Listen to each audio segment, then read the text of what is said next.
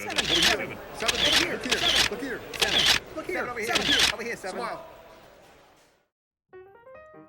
Remember that one friend who refused to let go of their dusty DVD collection? The one who insisted on alphabetizing every single director's cut like they were archiving the friggin' Dead Sea Scrolls? Yeah, I made fun of that guy a lot. Meanwhile, I proudly Marie Kondoed my whole shelf years ago, tossed the DVDs, donated the Blu-rays, and declared myself a disciple of the almighty streaming algorithm. Why would I own movies? They are all online now. Physical media is for boomers.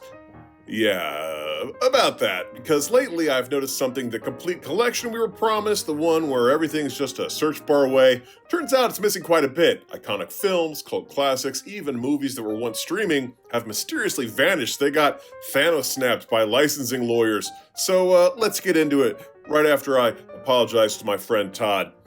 I'm Seven McAllister for Seven Entertainment. Let's take a look at 7 movies that are no longer available on streaming. Now, before we get into this, we appreciate your support, so if you enjoyed this video, please hit the like button, subscribe to the channel, and give a sweet little nudge to that notification bell. Also, sometimes these issues get ironed out and the movies return, so hopefully all of them on this list find their way out of cinema purgatory. Number 1, Dawn of the Dead.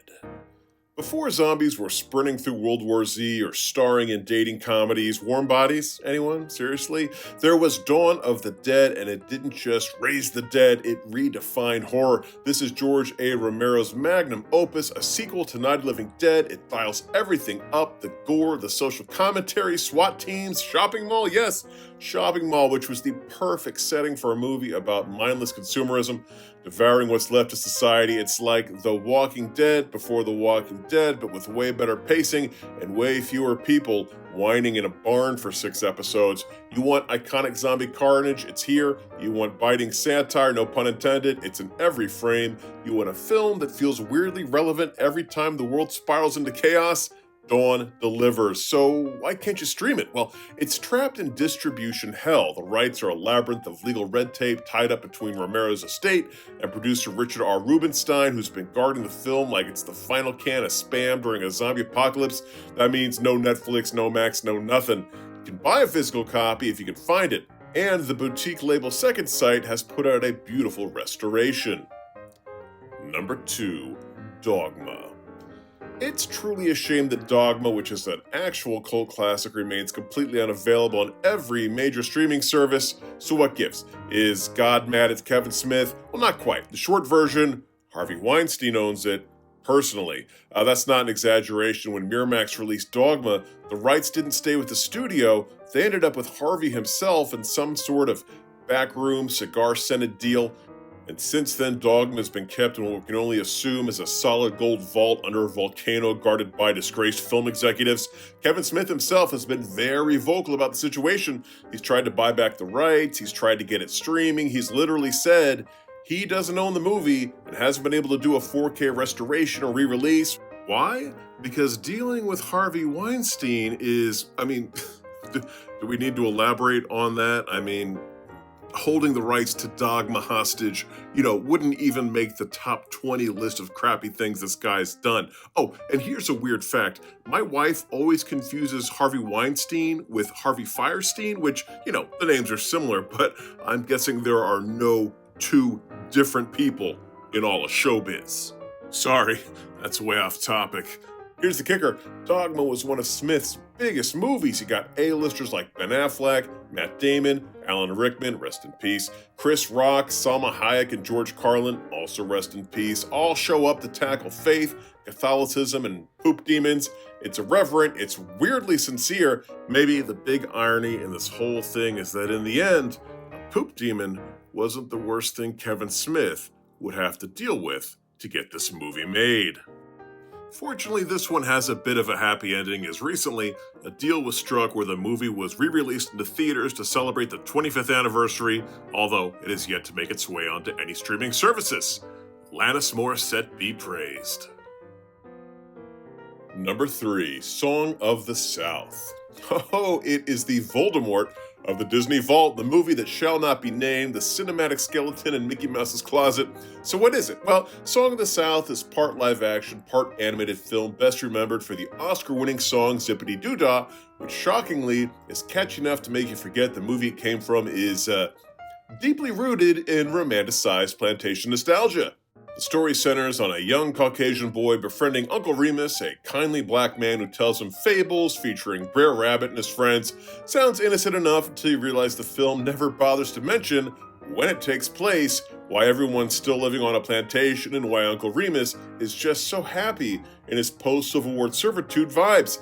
In short, it's a sanitized, syrupy depiction of the Reconstruction-era South. Even in 1946, people were raising eyebrows. Fast forward to now, and it's not just controversial, it's radioactive. Yeah, and you can't stream it because Disney knows better.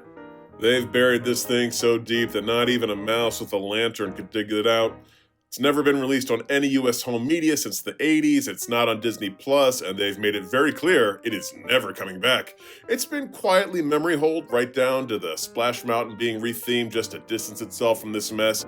So if you're looking to watch Song of the South, you'll need to do some digital archaeology or stumble across a bootleg VHS at your uncle's garage sale. Number 4. Pink Floyd, The Wall. Based on the band's legendary 1979 concept album, Pink Floyd The Wall is not so much a movie as it is a psychological meltdown on film. There's barely any dialogue, but who needs that when you've got Roger Waters screaming about abandonment issues and Bob Geldof smashing TVs in a hotel room while animated flowers are getting intimate? It's artsy, it's angry, it's anti-authority, it's the definitive rock opera film for people who think Tommy was a little too cheerful. The Wall wasn't just a movie, it was a whole vibe.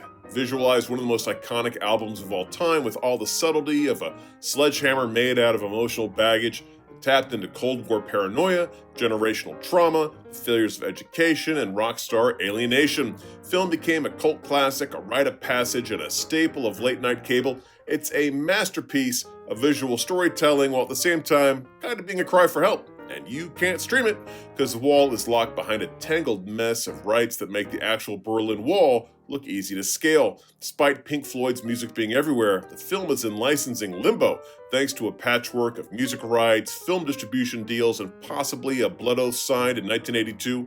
The result, you can't legally stream it anywhere in the US, not on Netflix, not on Max, or whatever they're calling that this week, not even on Criterion's fancy pants platform. It's not rentable, buyable, or streamable. Number 5. Heavenly Creatures. Before Peter Jackson was wrangling hobbits and winning Oscars for making 9 hours of walking look majestic, he directed Heavenly Creatures, a true crime psychological drama that is equal parts dreamy, disturbing, and deeply underseen.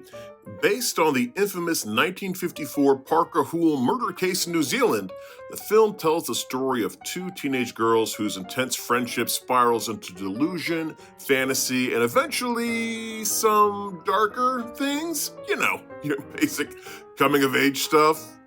It's also the movie that launched Kate Winslet's career, introduced the world to Melanie Lynskey, who's now having a massive second wave thanks to Yellow Jackets, proved that Peter Jackson was more than just a splatter horror weirdo from Wellington. Heavenly Creatures is stunning, tragic, and wildly inventive, blending brutal reality with elaborate fantasy sequences so vividly you start to question what's real, just like the girls do. It was haunting, gorgeous, and dangerously good. It was nominated for Best Original Screenplay at the Oscars. Critics love it, cinephiles worship it. Your friend who only watches A24 vibe movies would eat it with a gold spoon. But you can't stream it because it's apparently been banished to a fantasy dimension for reasons that seem to involve Miramax, international licensing limbo, and some long-forgotten pre-digital distribution deal. Heavenly Creatures has been MIA on streaming for years. You won't find it anywhere. You want to rent it? Nope. Want to buy digitally? Good luck. Your best bet is to dig up a used DVD or VHS if you're feeling cursed, or you can go full Brer Rabbit and try to find it in a rabbit hole online. Full circle. Number 6, Super Mario Brothers. Before Chris Pratt was stomping Goombas in animated 4K, it's-a me, Star-Lord. And I don't even hate Chris Pratt. He's great in Guardians and Parks and Rec. I love Jurassic World, but is there some kind of hidden Hollywood law that you get a tax break if your animated movie contains the voices of Chris Pratt or Kevin Hart? Sorry, like I was saying, before the recent movie, there was this, a live-action, cyberpunk, dinosaur-riddled fever dream that dared to ask the question, what if we did Mario, but Blade Runner? Super Mario Bros. Was Hollywood's first attempt to adapt a video game into a major motion picture, and oh boy, did it swing for the fences, then miss completely and fall face first into the dugout. Let's start with the good. Bob Hoskins and John Leguizamo tried their best. They truly did. Dennis Hopper plays King Koopa as a germophobic Wall Street sleazeball because apparently a giant fire-breathing turtle wasn't realistic enough. Yoshi's in there too, reimagined as a creepy animatronic raptor from like a Jurassic Park knockoff, and instead of mushrooms that make you grow, we get sentient fungus that's your de-evolved father. It's a movie so weird, so off the rails, so aggressively un-Mario, it's almost admirable. It's like nobody involved seemed to have played the game. The directors didn't want to make a kids movie, the studio didn't want to make an art film, the cast didn't know what movie they were making until halfway through. The result is a chaotic mess of tonal whiplash, poor CGI, weird lizard politics, and zero power-ups. So why can't you stream it? Well, because even 30 years later, Super Mario Bros. Is the film Nintendo pretends doesn't exist. While you can sometimes catch it on niche physical releases, it's currently unavailable for streaming on any major platform in the United States. It occasionally pops up for digital rental, only to vanish again. Rumor has it the rights are a mess, and since Nintendo would rather release Waluigi's dating sim than acknowledge this cinematic misstep, the odds of a streaming resurrection are extremely slim. Number 7, The Heartbreak Kid. No, not that Heartbreak Kid. Once upon a time, before every rom-com was about a quirky baker falling for a misunderstood billionaire, there was The Heartbreak Kid, a razor-sharp satire about love, selfishness, and deeply questionable decisions made on a honeymoon. Directed by Elaine May, a comedic genius who finally started getting her flowers about 50 years later, and written by Neil Simon, this isn't your average feel-good love story. It's about a guy, played by Charles Grodin at his awkward, narcissistic best, who marries a woman, takes her on a honeymoon, and then immediately falls in love with a different woman the moment he sets foot on the beach. Romantic, right? It is deeply uncomfortable, often hilarious, and absolutely brilliant, a film that skewers mid-century male entitlement and relationship delusion with a butter knife so dull it hurts even more. Critics loved it. It was nominated for 2 Oscars, and Grodin, Sybil Shepherd, and Jeannie Berlin, who steals the whole damn thing, gave career-defining performances. So where is it now? Nowhere. You can't stream it, you can't rent it, you can't buy it digitally. It hasn't been released on Blu-ray. The last time anyone saw a decent copy was probably during a late-night TCM marathon your grandma taped over with Murder, She Wrote. Why? Because it's owned by Bristol Myers. That's correct, the pharmaceutical company. The movie rights were caught in the corporate wash cycle when Bristol Myers briefly owned the production company back in the day, and now the film lives in some IP dungeon next to experimental shampoo formulas and antacid patents. Elaine May herself once called it a perfect movie. The Criterion Collection wants it, cinephiles have begged for it, but instead it remains trapped in what might be the world's least expected rights quagmire, and unlike its protagonist, this film isn't breaking free from its loveless marriage anytime soon. Well, there's our list, and I leave out any other big movies that can't be found on streaming. If so, please leave them in the comments section below. Also, if you enjoyed this video, please hit the like button, subscribe to the channel, and tippity-tap that notification bell. Until next time, I'm Seven McAllister for 7 Entertainment saying bye-bye.